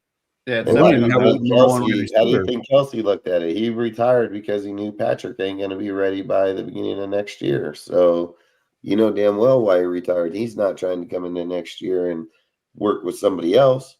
He most definitely ain't trying to do that shit. So he was like, "Well, this is too much for me right here, man. Fucking Tay, here I come." I mean, he's looking at 4 losses off the gate against the Chargers and the Broncos. Yep. I mean, that's I'd say so. 4 L's right there. Broncos, I I'd say think the Joe most likely Flacco, if I'm just being honest, I think Joe Flacco is the quarterback for the for the Chiefs. Chiefs. week 1. Yeah, I can Oh, see that yeah. happening definitely because you've already got a lot of the system in place and everything. So And he's you go and cool get him with Jeremiah Love for the rotating. run game. He's cool with rotating, so he's not really too worried Yeah. about it. And you can give him a good run game to get Jeremiah Love. So he'll be fine.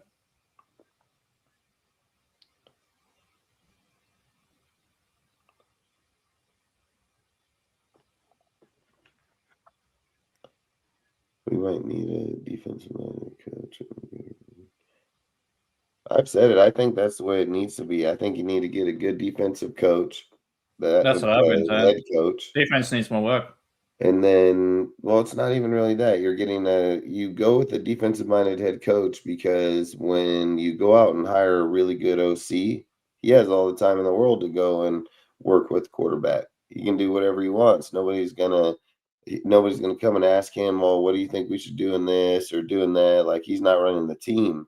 If the offensive coordinator is just strictly the offensive coordinator, his role is to develop the quarterback. So I would almost lean in the same way, get a defensive coordinator, get an offensive coordinator, a defensive head coach and an offensive coordinator. That way he can develop the quarterback while the coach is doing other shit. Like, straight up. I mean, it worked too good with Bill Belichick for 20-something years. I agree. mean, if people don't look at that and think it can't be done, they're just dumb. You know, like, that's what people should be thinking. How the fuck do we mimic Bill, how he did that for all those years? And I literally just told you he was the defensive coordinator, Josh Jacobs. I mean, what? He only went from Charlie Weiss to fucking Josh or what, Bill O'Brien was in there, and then Josh McDaniels. Yeah, then And it was only then without they Josh never McDaniels for a changed short out, period of like, they time. never changed out anybody else from then on. Till I after think- Josh left, it was Matt Yeah. Patricia. Patricia, yeah. Yeah, you think about that. 20 years, they've only swapped out 3 or 4 times. Yeah, exactly. It was just crazy when you think about it. And then you wonder why they had so much success. Like, fuck. I think the blueprint's pretty clear. Yeah, I mean, it's there. It's just, can you find the people? Can you find the people to put in there? That's the real. Yeah, that's what I'm just hoping. Like we've been saying, is Flores, Dable. What if they got Patricia too as a DC? That would be insane. That would be an insane trio. I don't think you're getting. I don't think Patricia's. Well, I don't think you need to because you got Flores running the defense anyway. I don't think he's coming out of college for us at all. I mean, I think there's guys that are already making money. They're doing good in there, and he comes here and he's fired in 2 years, and then fucking all that shit with the Ohio fucking is gone. Like, yeah, I don't know if you better fucking, if I'm leaving Ohio and I'm the DC, like, Chip's dumb, but if I was Patricia, I'd be like, yeah, if I leave here and you fire me in 2 years, you're paying me for like fucking 5, like 5 more after you fired me. Because you're giving up a prime school, prime job. Like, yeah, I ain't doing that shit. No way. Oregon Ducks. What were you going to say? Oh, I was saying that's true. So I'm just eating as we're talking. We're going to head off in a minute anyway. I'll tell you this: What time is it over there, Rosie? What was Reese that? is absolutely not going to the fucking Chiefs because the Chiefs don't have fucking top 5 pick. So he's not going there. You ain't got to worry about that. I was wondering what time is it over there, Ozzy? It's about 5:30 in the afternoon. It's Wednesday, right? Yeah. It's crazy, dude. It's like 11. Yeah, I was going to take a break soon because for some reason my freaking, even though my aircon's kind of working, for some reason the vent in this room ain't working. So it's like a sweatbox right now because it's like 45 Celsius outside. Patrick Graham don't even have a job here anymore. I mean, Patrick Graham only had a contract for this year. So technically, he's not employed by the Raiders anymore. So Yeah, exactly. Probably looking for a unless new the Raiders GC want to give him a contract or whoever the head coach is, he's not hired by the Raiders anymore. So yeah, facts. All right, Dustin, I'm probably gonna head off now, bro. So I just gotta go do some stuff now. all right, dude. All right, have a good one. Salute, Ozzy. Later. So what do you think, Al? Who you want and what are you thinking? A few things, man. I mean, I think I kind of said this at the end of last night's live. I really want Brady to dedicate himself to the Raiders, and I know it's tough right now because he's a commentator with Fox and he's making tens of millions of dollars under contract with Fox. But I think in order to be successful, he needs to be fully dedicated to the Raiders, right? He needs to be in the meetings with Spytech. He needs to be watching film. I really think he needs to be interviewing each of the quarterback candidates that we may draft. Like, he needs to fucking quiz the hell out of them. He needs to write up plays on the board. I mean, he needs to see their throwing motion. He needs to see how they command a huddle. Because this is like I know it's cliche to say this every year, but this is the most important draft that the Raiders have had in recent memory. I mean, this is massive right here. And like Spytech and Brady can't fuck this up. I mean, it's almost like a kid in a candy store where you had the first overall pick. If you had the first overall pick, the beauty in it is you're managing the entire draft board. The pick that you pick sets the entire board. So they got to get it right. I mean, there's no way around it. Like, they got to get that pick right, and they got to get the rest of the picks correct, and they have to leverage the team appropriately through like free agency. I thought something that was like really important that Spytech said in the press conference yesterday is he basically admitted to like fucking up and letting good players walk. And I think he wants to keep the good players like on the team. I mean, that is true. Because I think there were a lot of good players on the roster last year that I think we could have extended, that we could have kept in house. He's that they're playing elsewhere. They're playing good elsewhere. Yeah, and they're playing meaningful games. And that is fast. Probably talking about Spillane. Right, like Spillane, Morig. I mean, there's a whole host of players that are on better teams playing good football, and I think Panthers. That's right, and I think I'm sure Crosby's looking at that too, right? He's like, "Fuck, I'm here, on a 3-win team." Left in there in playoffs already, and I ain't even got one yet. Like Cleveland Farrell is on the Niners. Yeah, like multiple sacks, fucking 8 sacks. Handling business. Shit, even Josh McDaniels is like coaching better with the Patriots too. Like, you just think about, like, historically, like, we've actually had good players and coaches go through this team. We just can't sustain it for whatever reason. It's not like we haven't had talent for decades. Like, I mean, we've had talent on this team. There's just never been a guy who's been able to like put it all together. I think John was close, and he was there, 5-6 years ago before they like forced him to resign. But that kind of leads me to my last point. I mean, if I had my pick, dude, I mean, this, Dustin, I'd fucking give John another shot. Yeah, I mean, that fool started following me in my Instagram page, dude, and I've said it too. I mean, if the Raiders would bring him back, I would 100% do it, dude. I mean, you know damn well he'd bring Gus Bradley here this time. He would fucking Gus Bradley helped get to the playoffs when he was here the last time. And even I think he would like I know how Gruden is, man. Like he would most definitely upgrade his shit from what happened the first time around, just a few years ago, coming out of 9-year retirement. But I would 100%. I would take Gruden back in a heartbeat, dude. I mean, you're keeping most of the staff here if Gruden comes here anyways. So. And then that's what I think is funny. You keep some of the staff members here, and then you have the better production, but with the same people. Crazy as fuck. Yeah, dude. I mean, I think bringing back John, that would be my dream, dude. You bring back John. He puts together a great coaching staff. I think actually this is my dream scenario. John, head coach. Brian Flores, defensive coordinator. Bring back Bisaccia as special teams because he's good with the special teams. And fuck it, dude. If this is a dream, fucking have Clint Kubiak be OC. Oh yeah. Like just put together a monster coaching staff and just have Mark, hey, you know what? Like just open up the coffers. This franchise is worth $7.6 billion and growing. Yeah, I mean, give us $100 million on the coaching staff, and we'll get you a Super Bowl. Just fucking pay them. Yeah, there's no cap. Last I heard, there's no cap on coaching. There staff. isn't. It's what comes out of the owner's pocket.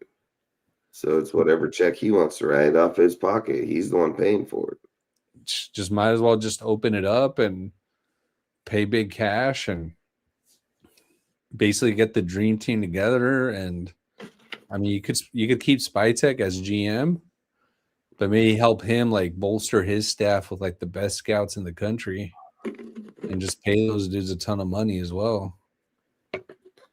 I mean, it's going to take some shit like that. It's like I've said, when you see Gruden show the Green Bay Packer crew where he was on it with Andy Reid and all of them, that's what it's going to take. It's going to take a moment like where John Gruden's pointing that picture and fucking 8 of those dudes on that staff are all elite fucking coaches in the NFL. You know what I mean? So I just feel like for the Raiders, that's why I almost feel like the being young, maybe even having Brady and Spytek hire every single position out themselves. That way they're bringing them all in because they're going to be like, this is the super roster we think. And I don't know if it'll work, man, because you need a coach that can command everything. Offense, defense, that's why I always say it's best that the coach hires the, D-line coach, the cornerback coach, them, coordinators and all. Because when something goes down, that's reflecting him, and he picked you to represent him. You know what I mean? Like this way, when Brady and them do it, he didn't pick that fucking guy. Brady picked him. I think you're asking for instant fucking problems, if I'm just being real. No, I think that's facts. And I mean, to your earlier point, you typically need an elite coaching staff, not just an elite head coach, but an elite coaching staff to win a Super Bowl. Like for instance, I'm looking at the 2003 Tampa Bucks coaching staff, the year that they beat the Raiders in the Super Bowl in San Diego. Check this coaching staff out. John Gruden, head coach. Rod Marinelli, assistant head coach and defensive line coach. Monte Kiffin, defensive coordinator. Kirby Wilson, running backs coach. Jay Gruden, offensive assistant. You had Joe Barry at linebackers coach. Mike Tomlin, defensive backs coach. Raheem Morris, defensive quality control coach. Rich Bisaccia, special teams coach. I mean, that shit was stacked up, top to bottom, up and down. Fucking nothing but superstars on there. You just have Yeah, I mean, you just have like an all-star coaching staff, and I think that's what we need to put together. And the Raiders have lacked that, I think, over several years. Like fucking McMahon, I don't know how that guy got extended as special teams coordinator. And let alone us hire him. He went over in the where did we get? We got him from the Broncos, didn't we? At that time, we did. Yeah, we did. The Broncos were like, "Yep, you can have him too. You want to give us a 3rd round pick for him too?" They threw in a bag of chips, also. Like, fuck. He's a fucking Geno trade over there. But this is I actually just like want to make this point, Dustin. Then I got to bounce, but just compare our situation to the Seahawks. Like the Seahawks are like running the table right now. They gave us their former head coach. They tossed their former quarterback. We got their seconds. They revamped their shit. And here they are, you know, what is it? 13-4. Won the NFC. First round bye. And here we are. We're drafting. They're 14-3. They're 14-3. 14-3. Crazy.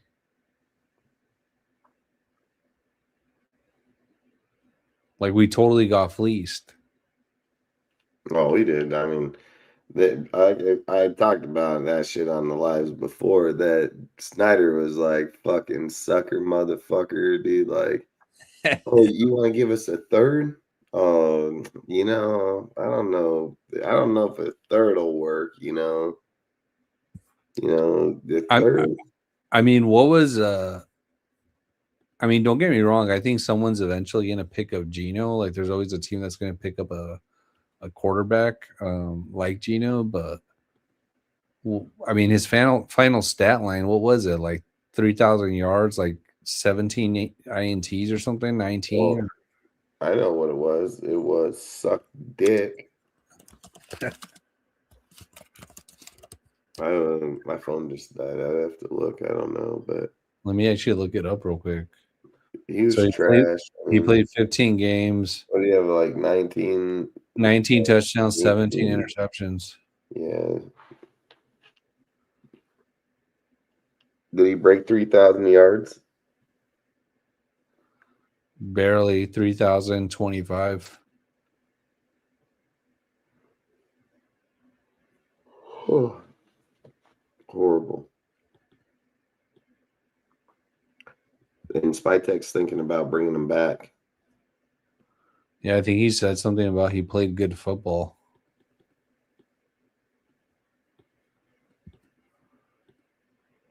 Yeah, it's wild, dude. But with that, man, I'm gonna I gotta bounce because I gotta wake up early. But it was great. Yeah, I'm gonna bounce too, dude. I'm about to pass out right here. I gotta get up at 4 a.m.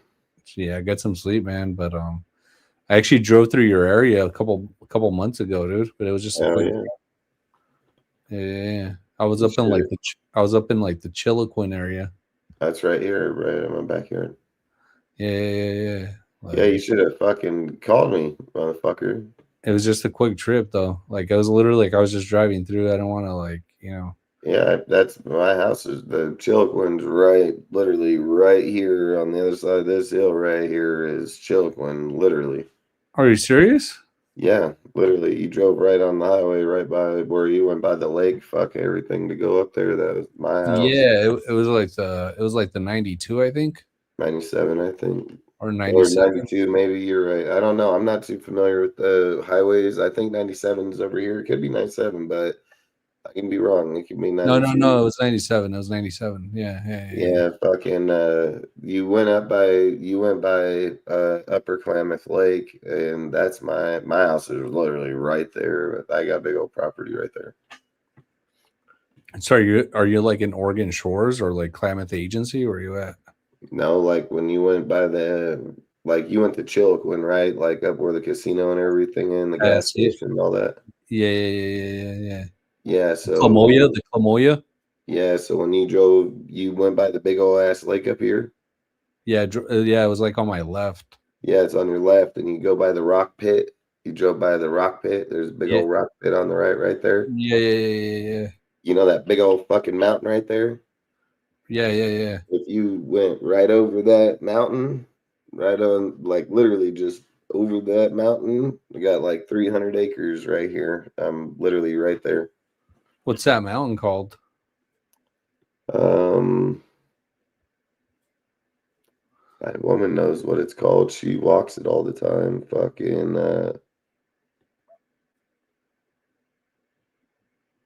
what the fuck is it called?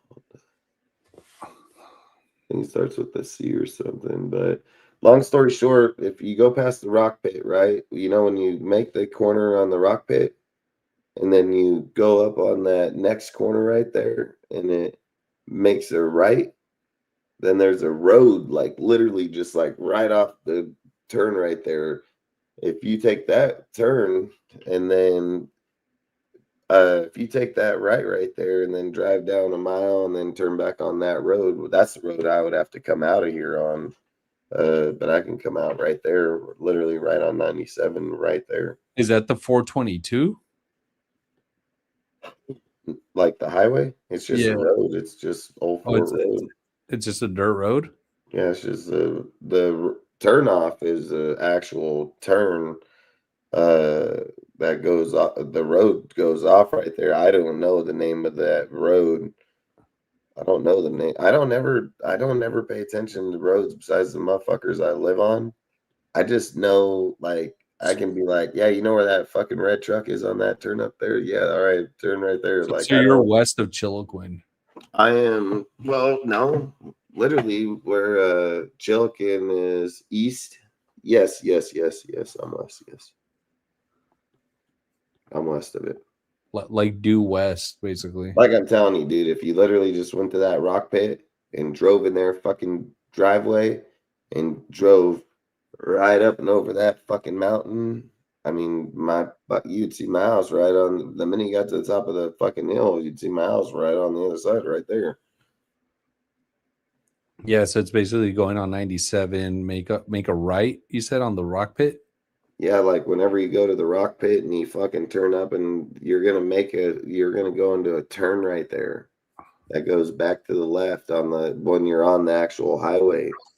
And when you go up there and you make a right, that's where our road is right there. You just turn on there, go down to there, and then drive up, and then you'll see my place right there. Oh, that's crazy, dude. Yeah, I mean, where you were at, I mean, I can go right to 97 or Chilcoot in like 10 minutes, like maybe 15 minutes. Yeah, I think that rock pit is called like Bray Mill, isn't it? Yeah. Or like Summer's Quarry or something, or on my phone, I can't look on my phone right now. The pit is called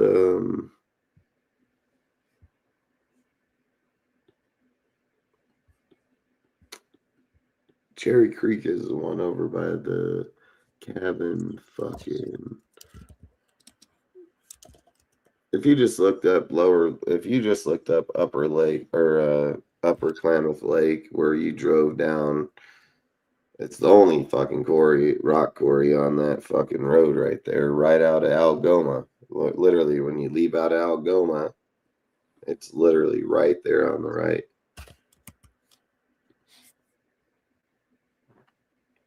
And then you came up by, I'm taking it that you came up by the Pilot, drove past the Pilot, all that shit right there. Went up over by the Scales, went through Algoma, drove along the dike right there, fucking drove along the lake, and then kept on driving. Yeah. Because Chiloquin's like a little bit north of the lake. It's like a little bit off the lake. Mm-hmm. Yeah. I live at that lake. And that highway that you drove, I live 1 mile. If you went over that hill, I'm 1 mile from that road to my house. Like if you were the crow fly, like. Yeah. So you're close, but are you closer to Chiloquin or Algoma? I live right in the middle of all of them. Chiloquin's right here, Algoma's right there, Klamath Falls is right there. I live right in the middle of all of them. I guess what's your jurisdiction though? Like your city is technically I'm Klamath. I'm considered Klamath. I'm not considered Algoma. I'm considered Klamath. Well, that's interesting. But I'm literally dead smack right in the middle. But not literally. Klamath Falls, or you are considered Klamath Falls? I'm Klamath Falls, yeah, 100%. That's a beautiful area, man. Klamath Falls is badass. I mean, fucking Klamath Falls is a badass fucking place up here. I mean, shit, from where I came at in Stockton and fucking Lodi, Lockford fucking area and came here. I mean, big difference. Massive difference. Hunting, fishing, fucking shooting shit, blowing shit up, fucking farming, riding horses, fuck everything. Do everything out here. Fucking ain't nothing can't do out here. Yeah, it just gets a little cold in the winter, right? Yeah. Yeah, I mean, this year we haven't got snow yet. Usually we'd have fucking damn 3 feet of snow outside right now, but I think in all the years I've been here, I mean, over 10 years, I haven't fucking, that's this first time I don't think we've had snow, if I'm just recalling. So we get snow up on the mountain, but like physical snow here in my driveway, fuck, I usually got it dozed out with the dozer, fucking grader, like fucking this year, fuck, it's just wet because it's been raining, just no snow. It ain't got cold enough. It's And if crazy. it does snow, it only lasts for like a day, and then melts away. It's crazy, dude. Well, What were you next time doing I in drive- Chilcoin? What'd you go to Chilcoin for? No, I drove through. I Oh, just drove through, yeah. I was driving up to like visit family up in like Sprague? no, way much up north, like up in like Redmond area. Oh, nice. Yeah. Next time I drive through there, I'm gonna hit you up. Yeah, fucking hit me up. Yeah, dude. I'll take you out there, fucking buy you some food, fuck up there at the casino or something, fucking. Yeah, I actually ate at that casino, dude. The food's pretty good. Yeah. I don't eat there very often, but I'll eat there if I'm over there. That's for sure. Yeah. Well, It's man, like that whole place, dude, when you're in the fucking trees over there and fucking pop up, you just got a fucking motel. What is it? A motel, gas station, and a casino, fucking nowhere. Fucking, yeah, it's kind of trippy. yeah. Well, you're in Indian country out here, man, like motherfuckers. So it's fucking Indian country. Once you're in Chilcoin, dude, like that shit, like they're like over there, dude. If you, they don't not like white people, dude. Like if you're not, like if they don't fucking like you, like you ain't, you're gonna know right the fuck away over there for sure. Like they don't play. And that's how like that whole entire area is, dude, between Chilcoin and Sprague.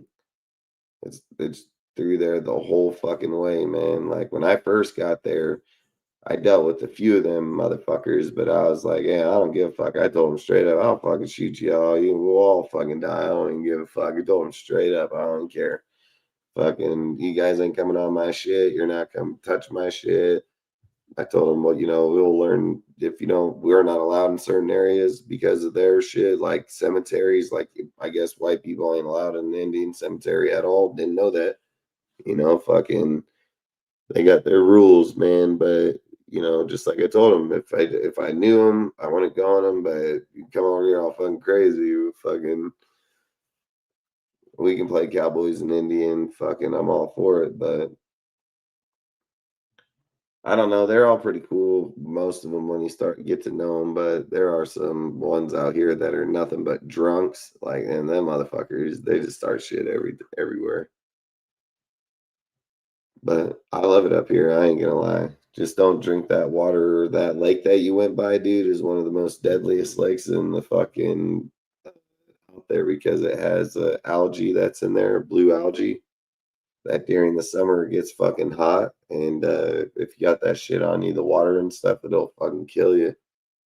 It's fucking. But when during the winter and shit, like you can fish in it right now. You can't swim in that motherfucker, but like if you were out there on the boat and water got on you, it wouldn't hurt you because during the winter it's in dormant, but during the summer, I think. And I think there's only one other lake that I know of that's even exists outside of this one, and it's in Russia. It's the only other fucking place that has that shit. But either way, crazy. It don't matter. Stupid shit. Talking about stupid shit. That's crazy, dude. Yeah, I stepped out for a second, but I caught that piece about the lake. I want to drink the water, but always great chatting with you, Dustin. We'll be in touch, man. But Oh, yeah. salute and go Raiders, man. Peace. You too, man. Peace. All right, well, I think I'm off too because it's 11:30 and I'm tired as fuck. So hopefully we'll keep getting news, man, and we'll keep going live this week. I mean, as long as we have stuff to talk about for a while, we'll most definitely go on there. I just got to get up at 4. Otherwise, I'd stay on here and talk all night because I can most definitely talk football. But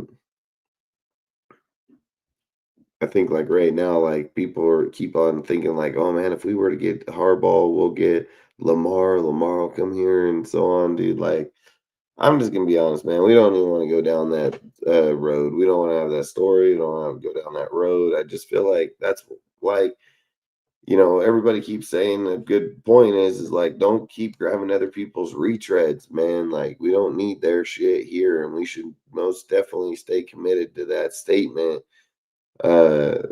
We need to find somebody that's gonna bring their own shit here, even if they struggle for a year or two to get their shit together. As long as they get it together, I think that's all that matters. So we all know at this point that whoever's coming here, because there isn't anybody out there that's just this crazy dude. I mean, I'm not gonna lie, Clinton them scare me for a lot of reasons. Just never been in a failing organization, never developed a rookie. I mean, they scare me. I'm just be honest. But if they get hired, I mean, I'm all for it. I mean, he got a great offense, and if they can figure that out and defense, then great for them. I have no issue with it. So I'm all about Clint. I've talked about Clint plenty of times. I've said if you had Fernando in here, he would be a pretty damn good fit.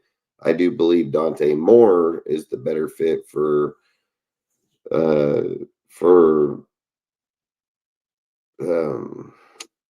Clint Kubiak, but Dante Moore will take like 2 fucking years. Like you're developing him for 2 years before he ever even takes a snap. So, and I'm not gonna say, I shouldn't say like that, like a snap. I would just say like 2 years before he starts. So because you'd want him to take snaps and get developed over those 2 years in game moments. So. But either way, man, I appreciate all you guys showing up. Appreciate all you guys commenting in the chat. I appreciate all you guys' feedback. What you guys think. Outside of that, we'll try to go live again tomorrow or maybe even Friday. But I feel like as the news comes and if we have good, valid stuff we can speak about, coaches, personnel, players, so on, we'll go live at 9:30 like we do all the time. So outside of that, I hope you guys have a great night. Appreciate all you guys and catch you on the next one. Raider Nation for life, baby.